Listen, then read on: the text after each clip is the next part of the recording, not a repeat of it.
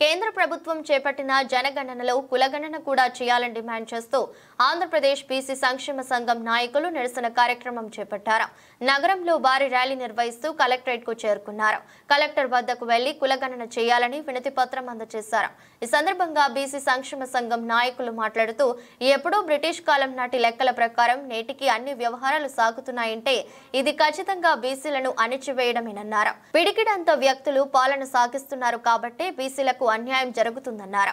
జనాభా ప్రాతిపదికన చూస్తే మొత్తం 29 రాష్ట్రాల్లో మేమే ముఖ్యమంత్రులుగా ఉండాలన్నారు. బీసీల జనాభా ఎంత ఉన్నదన్నది తెలుస్తుందన్న కారణంతోనే కులగణన చేయడం లేదన్నారు.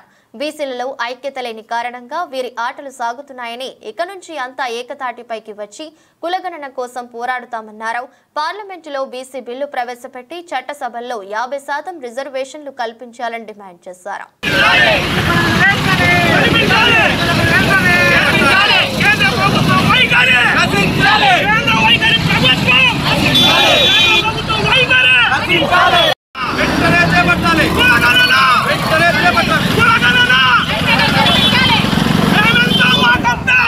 బీసీ సంక్షేమ సంఘం అధ్యక్షుల్ని ఏదైతే రాష్ట్ర అధ్యక్షులు కేశాన శంకర్రావు గారి ఆదేశాల మేరకు ఏదైతే కేంద్ర ప్రభుత్వం జనగణన కార్యక్రమం చేయాలనుకుంటున్నారో దాని గురించి 26 జిల్లాల్లో కానీ మన కమిటీలన్నీ కానీ కలెక్టర్కు మెమరాండం సమర్పించాలన్న ఉద్దేశంతో మేము రావడం జరిగింది.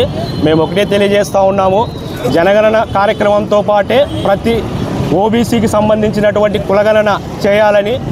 ఎందుకంటే ఎప్పుడో బ్రిటిష్ వాళ్ళు 1931 సంవత్సరంలో చేపట్టినటువంటి అదే కులంకాలను పట్టుకొని ఇప్పటికీ దాన్నే చూసుకుంటూ రాజకీయ నాయకులు వారు పబ్బం గడుపుకుంటున్నారు.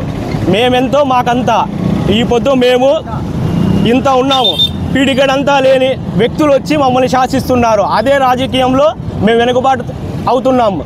మరీ ముఖ్యంగా మేము ఒకటే తెలియజేస్తున్నాము, ఇన్ని రోజులు కానీ బీసీలం కానీ ఐకమత్యంతో లేనందునే ఇవన్నీ కానీ మేము జరుగుతున్నాయి. తొందరలోనే మేమందరం కలిసి కట్టుకొని ఏదైతే ఉందో 29 రాష్ట్రాలలో కానీ సీఎంలే కావాలనేది మా నినాదం.